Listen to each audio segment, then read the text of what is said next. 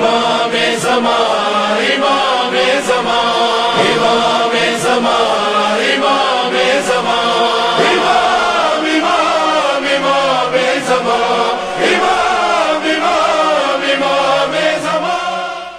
ایک غیبت کے مقابلے میں رویہ یہ ہے کہ شخص یہ کہے کہ میں غیبت کو مانتا ہوں، دعاؤں میں ذکر کرتا ہوں ظہور کے لیے، لیکن جب مسجد سے باہر جاتا ہوں پھر میں ہوتا ہوں اور میری دنیا ہوتی ہے۔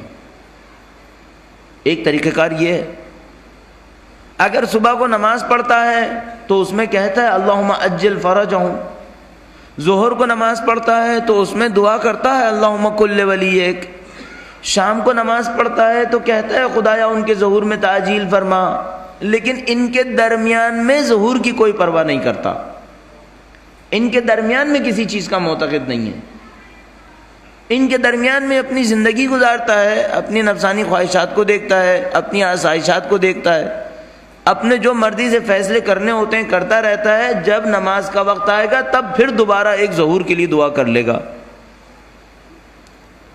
یہ اس بے اعتنائی سے کم ہے، اس سے کم ہے جو منکر ہے، اس سے تو یقیناً کم ہے جو انکار کر رہا ہے، لیکن عملاً اس میں اور اس بے اعتنا میں کوئی فرق نہیں ہوا۔ اس نے بھی امام کے لیے کچھ کر کے نہیں دیا، اس نے بھی امام کے لیے کچھ کر کے نہیں دیا۔ اس نے در حقیقت یہ ذکر کیوں کیا ہے؟ جنت میں جانے کے لیے، امام کی خدمت کرنے کے لیے نہیں کیا ہے۔ اس لیے ذکر اس لیے کیا ہے کہ اگر میں اللہم کل ولیک پڑھوں گا تو شاید میری زندگی میں سلامتی آئے گی۔ اس کو اس سے کوئی غرض نہیں ہے امام پر سلامتی آئے یا نہیں آئے، یہ تو اس لیے پڑھ رہا ہے کہ میری دکان محفوظ رہے، یہ تو اس لیے پڑھ رہا ہے کہ میرا گھر محفوظ رہے۔ بس یہ بھی وہی دنیا دار ہے، امام کا ذکر بھی کرتا ہے تو اپنی دنیا چمکانے کے لیے کر رہا ہے۔ یہ کوئی خدمت اہل بیت اطہار نہیں ہوئی کہ میں نے جب اپنے آپ کو مشکل میں دیکھا تو ان کا ذکر کر ڈالا تاکہ میری مشکل برطرف ہوئی۔ مقصد اس سے بڑھ کر ہے، خدا اس سے زیادہ چاہتا ہے۔ وہ تیسرا رویہ ہے جو خدا چاہتا ہے، وہ کیا ہے؟ اپنی زندگی اس طرح گزارے کہ کہہ سکے کہ مولا آپ تشریف فرما نہیں تھے لیکن میں آپ کے انتظار میں وقت گزارتا رہا۔ یہ دوسرا بھی انتظار ہے، یہ دوسرا شخص بھی کہہ سکتا ہے کہ میں انتظار کر رہا ہوں، لیکن یہ کون سا انتظار ہے؟ یہ غیر متحرک انتظار ہے، اس میں کوئی ایکٹیویٹی نہیں ہے، اس میں جو ایکٹیویٹی ہے وہ زبان کا ہلنا ہے۔ اور سید الشہداء ارشاد فرماتے تھے الناس عبید الدنیا والدین لعیق علی السنتہم، لوگ دنیا کے غلام ہیں اور دین ان کی زبان پر گھومنے والا ایک لوتھڑا بنا ہوا ہے۔ کچھ لوگ امام زمانہ کو بھی اسی طریقے سے اپنی دنیا میں رہتے ہوئے ذکر کی حد میں پسند کرتے ہیں۔ ہم نے کہا یہ غیر متحرک انتظار ہے۔ کیا یہ وہ انتظار ہے جس کے لیے کہا تھا انتظار الفرج افضل العبادہ؟ نہیں، ہرگز یہ وہ انتظار نہیں ہے۔ بس کس چیز کو طلب کیا گیا ہے غیبت کے مقابلے میں؟ وہ جو متحرک انتظار ہے، ایسا انتظار کہ جو زندگی میں عمل میں طے کرے کہ مجھے عمل کیا کرنا ہے۔ یہ متعدد دفعہ آپ کی خدمت میں عرض کیا کہ نماز مسجد کے اندر رہنے والی عبادت نہیں ہے، نماز وہ عبادت ہے جو مسجد کے باہر اپنا اثر دکھائے۔ انتظار وہ نہیں ہے جو دعا کے ذریعے سے ہو، انتظار وہ ہے جو عمل کے اندر اپنا اثر دکھائے۔ ایک مثال آپ کی خدمت میں عرض کروں گا، میں اپنے کسی دوست کو دیکھوں کہ وہ کوئی گھر بنا رہا ہے اور گھر بنانے میں کچھ بنیادیں رکھنے کے بعد رک گیا ہے، میں اس سے جا کر پوچھتا ہوں کہ بھائی کیا معاملہ ہے، گھر کیوں نہیں بناتے؟ کہتا ہے میں انتظار کر رہا ہوں۔ میں اس سے کہتا ہوں میں تمہارا وفادار دوست ہوں، میں بھی تمہارے ساتھ مل کر انتظار کروں گا۔ اب اس کا گھر آدھا پڑا ہوا ہے، وہ انتظار کر رہا ہے، میں اس سے کہتا ہوں میں تمہارا وفادار دوست ہوں، میں بھی انتظار کروں گا۔ 1 مہینے انتظار کر لیا، 2 مہینے انتظار کر لیا، کیا اس کا حق نہیں ہے کہ اس مجھ سے پوچھے کہ کیا تو نے پوچھا کہ میں انتظار کس بات کا کر رہا ہوں؟ میں اس چیز کا انتظار کر رہا ہوں جو تیرے پاس موجود ہے۔ اب اگر مجھے پتا چل جائے کہ انتظار اس چیز کا ہے جو میرے پاس موجود ہے، اب بھی کیا انتظار کا لفظ کہنا کافی ہوگا؟ اس دوست کا تقاضا یہ ہوگا کہ یہ پوچھے کہ انتظار ہے کس چیز کا، دوسری بات پوچھے کہ انتظار کو ختم کرنے کے لیے میں کیا کر سکتا ہوں، کیا میرے بس میں کوئی کام ہے جو میں کر سکوں؟ تو ممکن ہے وہ طلب کرے 100 کا اور میرے پاس بس 5 ہو، اگر میں 5 بھی دے دوں تو یہ عملی انتظار کہلائے گا کہ تم 100 کے منتظر تھے، 100 تو میرے پاس نہیں ہے لیکن میں 5 دے سکتا ہوں، یہ 5 حاضر ہیں، یہ شخص کہے گا کہ ہاں اس نے انتظار میں ساتھ دیا۔ لیکن اگر میں سوال ہی نہ کروں کہ انتظار کس چیز کا ہے، یہ بھی نہ دیکھوں کہ اس انتظار کو ختم کرنے کے لیے میں کیا کر سکتا ہوں، لفظ سے کہتا رہوں میں تمہارا انتظار مل کر کروں گا، دونوں مل کر انتظار کریں گے، چند مہینے اس کے ساتھ بھی بیٹھا رہا ہوں، یہ بھی کافی نہیں ہوگا، لوگ کہیں گے یہ دھوکے دے رہا ہے۔ عمل میں دکھائے انتظار کیا ہے۔ اب اگر کوئی عمل میں انتظار کر کے دکھائے، فعال بنے، متحرک بنے، ظہر سے لے کر مغرب تک زندگی ایسی گزارے کہ لوگ کہیں یہ امام کا منتظر ہے، فجر سے لے کے ظہر تک زندگی ایسی گزارے کہ لوگ اس کی زندگی دیکھ کر کہیں ہاں یہ امام کا منتظر ہے، چاہے کوئی بھی کام کر رہا ہو، زندگی کے کسی بھی شعبے سے وابستہ ہو، لوگ یہ سمجھیں کہ ہاں یہ منتظر ہے، تب ہم کہلائیں گے کہ ہم منتظر ہیں۔ چند نکات عرض کروں گا کہ عملاً اگر کوئی انتظار کرنا چاہتا ہے تو اسے کن کاموں کو انجام دینا چاہیے۔ اگر کوئی واقعی چاہتا ہے فعال انتظار انجام دے، ایسا انتظار انجام دے کہ کل قیامت کے دن پروردگار عالم کے سامنے جواب دے سکے کہ خدایا تو نے 60 سال مجھے زندگی کے لیے یہاں بھیجا، میرا زمانہ وہ زمانہ تھا جب امام تشریف فرما نہیں تھے، لیکن میں نے وہ کام انجام دیے کہ جو اگر ہوتے تو انجام دے دیتا، یہ صحیح انتظار ہوگا۔ اپنے آپ سے میں ایک سوال کروں، وہ یہ کہ مولا تشریف لائیں گے تو کیا کریں گے، بس اس کام کے لیے پہلے قدم اٹھا دوں، یہ میرا صحیح انتظار ہوگا۔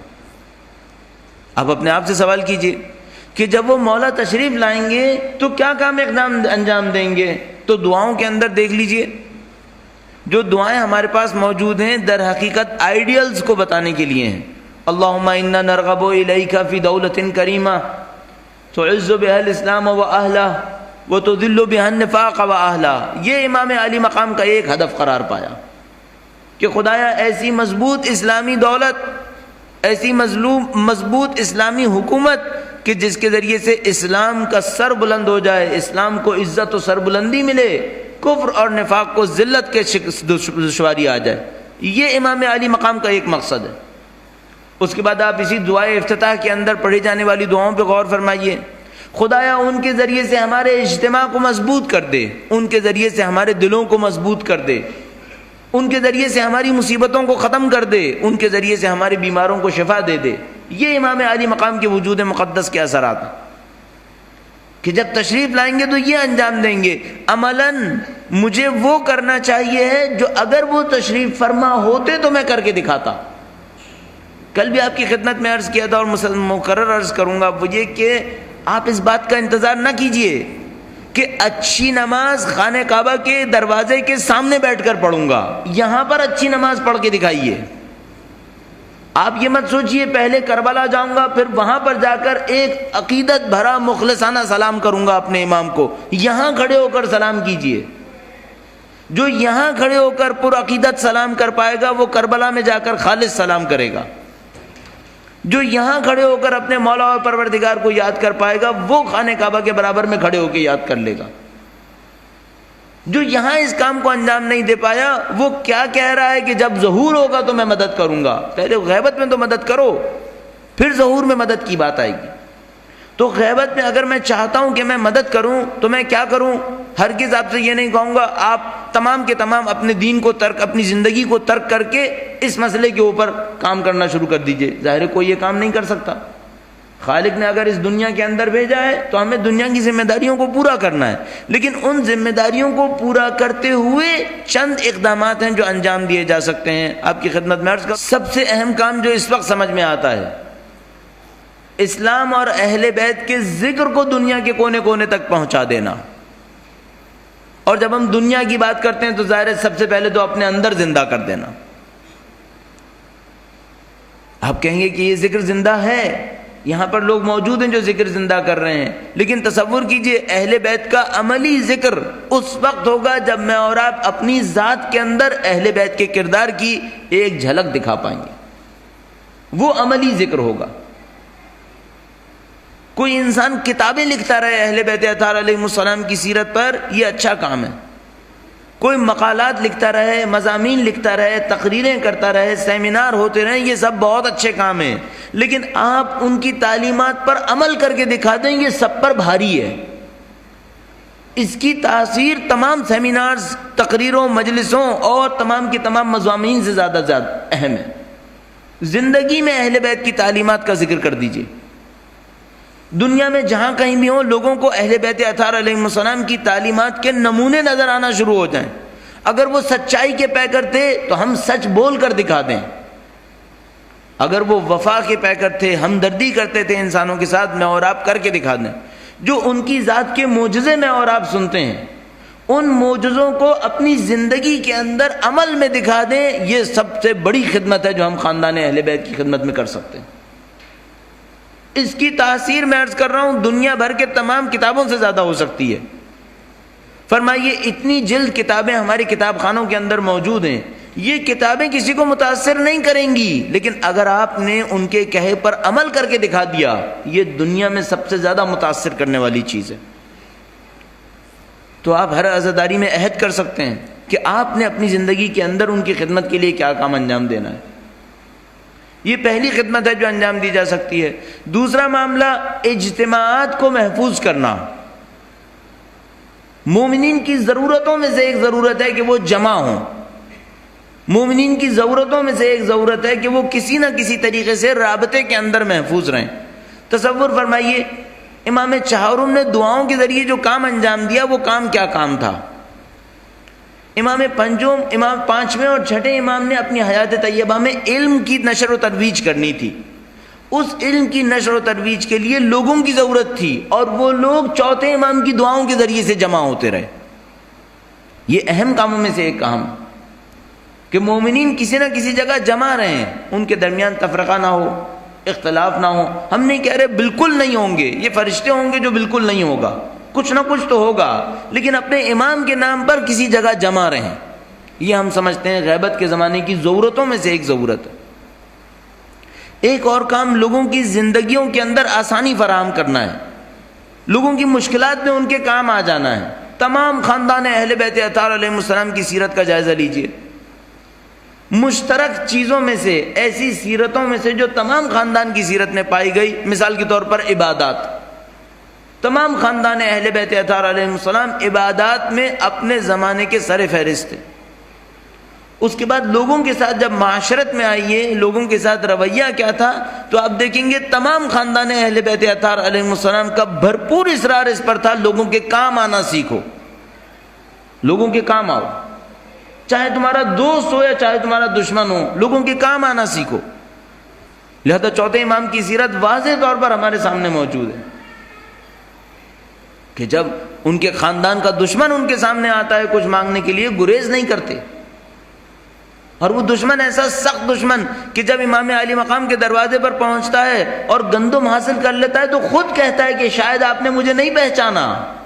اور امام چہارم فرماتے ہیں، چوتھے امام فرماتے ہیں، میں کیسے اس آدمی کو بھول جاؤں جس نے والد کی پیشانی پہ پتھر مارا تھا، میں کیسے بھول سکتا ہوں.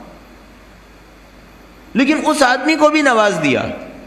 یہ خاندان اہل بیت کی سیرت ہے. اگر آپ اتنے وسیع نہیں ہو سکتے، کم سے کم اپنے مومن بھائیوں کی مدد کر سکتے ہیں.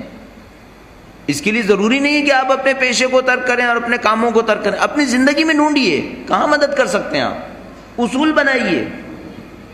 یہ وہ کام ہے جو خاندان اہل بیت اطہار علیہ السلام نے چاہا ہے کہ انجام پا جائیں. لہذا سید الشہداء اپنی اس منا کے خطبے کے اندر ارشاد فرماتے ہیں کہ اپاہج اور معذور معاشرے کے اندر ہیں اور کوئی دیکھنے والا نہیں ہے. بنی امیہ کے مظالم کو جب بیان کرتے ہیں تو بنی امیہ کے مظالم میں سے ایک ظلم یہ بیان کرتے ہیں کہ معاشرے کے اندر اپاہج اور معذور ہیں، لاوارث ہیں اور کوئی دیکھنے والا نہیں ہے. یہ روح ہے اہل بیت اطہار علیہ السلام کی کہ تم لوگوں کے کام آنا سیکھو. تصور فرمائیے آپ جو اتنا بڑا اجتماع یہاں پر موجود ہیں، اگر ہر ایک آدمی اپنی ذمہ داری لے لے کہ میں ہر مہینے کچھ نہ کچھ کسی مومن کے کام آؤں گا، تو میں سمجھ سکتا ہوں کہ کتنے لوگوں کی زندگیوں میں آسانی آ سکتی ہے۔ آپ کی ذمہ داری ہے، ہماری ذمہ داری ہے۔ اب ذرا تصور کیجئے اگر وہ مولا تشریف لائیں گے اور ان کے سامنے کوئی مشکل، کسی مومن کسی مصیبت کے اندر تڑپ رہا ہوگا، تو کیا اپنے ماننے والوں سے نہیں کہیں گے کہ اس کی مدد کو پہنچو؟ آج جب وہ تشریف نہیں رکھتے، آپ یہ سوچ کر اندام دیجئے کہ مولا آپ تشریف فرما نہیں ہیں، لیکن آپ کی غیر موجودگی میں وہ کام کر رہا ہوں جو میں جانتا ہوں آپ ہوتے تو کرتے، ان کی نیابت میں کام انجام دے دیجئے۔ یہ وہ اعمال ہیں جو میرے اور آپ کے دل کو ان کی محبت سے جوڑ دیں گے۔ امام زمان، امام زمان، امام زمان، امام زمان، امام امام امام زمان، امام امام امام زمان۔ ایک غیبت کے مقابلے میں رویہ یہ ہے کہ شخص یہ کہے کہ میں غیبت کو مانتا ہوں، دعاؤں میں ذکر کرتا ہوں ظہور کے لیے، لیکن جب مسجد سے باہر جاتا ہوں پھر میں ہوتا ہوں اور میری دنیا ہوتی ہے۔ ایک طریقہ کار یہ ہے، اگر صبح کو نماز پڑھتا ہے تو اس میں کہتا ہے اللہم اجل فرجہم، ظہر کو نماز پڑھتا ہے تو اس میں دعا کرتا ہے اللہم کل ولیک، شام کو نماز پڑھتا ہے تو کہتا ہے خدایا ان کے ظہور میں تعجیل فرما، لیکن ان کے درمیان میں ظہور کی کوئی پرواہ نہیں کرتا، ان کے درمیان میں کسی چیز کا معتقد نہیں ہے، ان کے درمیان میں اپنی زندگی گزارتا ہے، اپنی نفسانی خواہشات کو دیکھتا ہے، اپنی آسائشات کو دیکھتا ہے، اپنے جو مرضی سے فیصلے کرنے ہوتے ہیں کرتا رہتا ہے، جب نماز کا وقت آئے گا تب پھر دوبارہ ایک ظہور کے لیے دعا کر لے گا۔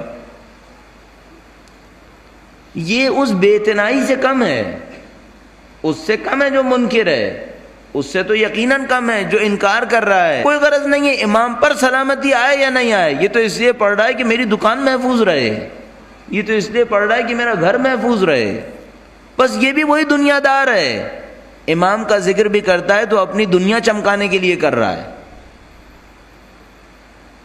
یہ کوئی خدمت اہل بیت اطہار نہیں ہوئی کہ میں نے جب اپنے آپ کو مشکل میں دیکھا تو ان کا ذکر کر ڈالا تاکہ میری مشکل برطرف ہوئی، مقصد اس سے بڑھ کر ہے، لیکن عملاً اس میں اور اس بے اعتنا میں کوئی فرق نہیں ہوا۔ اس نے بھی امام کے لیے کچھ کر کے نہیں دیا، اس نے بھی امام کے لیے کچھ کر کے نہیں دیا۔ اس نے در حقیقت یہ ذکر کیوں کیا ہے؟ جنت میں جانے کے لیے، امام کی خدمت کرنے کے لیے نہیں کیا ہے۔